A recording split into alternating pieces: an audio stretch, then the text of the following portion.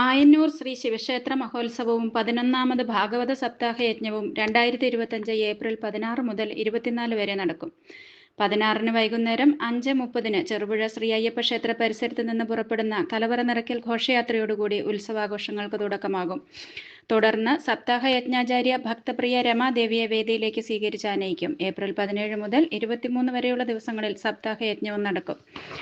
എല്ലാ ദിവസവും രാത്രി ക്ഷേത്രം മാതൃസമിതി, വിവിധ കലാസംഘടനകൾ എന്നിവരുടെ നേതൃത്വത്തിൽ വിവിധ കലാപരിപാടികളും 21-ന് രാത്രി 8 മണിക്ക് പ്രശസ്ത പ്രഭാഷകൻ ശ്രീ VK സുരേഷ് ബാബുവിന്റെ പ്രഭാഷണവും നടക്കും.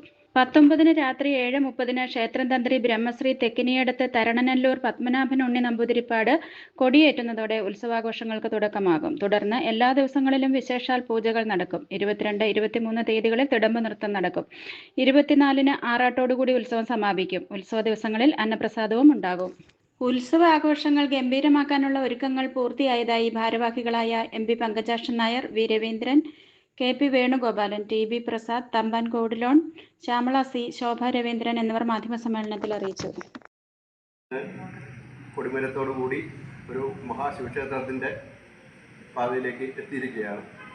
കഴിഞ്ഞ വർഷം പുനഃപ്രതിഷ്ഠയോടുകൂടി മഹോത്സവം 8 ദിവസം നീണ്ടു നിൽക്കുന്ന മഹോത്സവം നടത്തുന്നതിന് വേണ്ടി തുടങ്ങിയിരിക്കുകയാണ്. അതിൻ്റെ ഭാഗമായിട്ടാണ് ഈ 16-ാം തീയതി മുതൽ 24-ാം തീയതി വരെ ക്ഷേത്ര ഉത്സവങ്ങൾ നടക്കുന്നത്. വിവിധ പരിപാടികളോടുകൂടി ക്ഷേത്ര ഉത്സവങ്ങൾ നടക്കുന്നത്.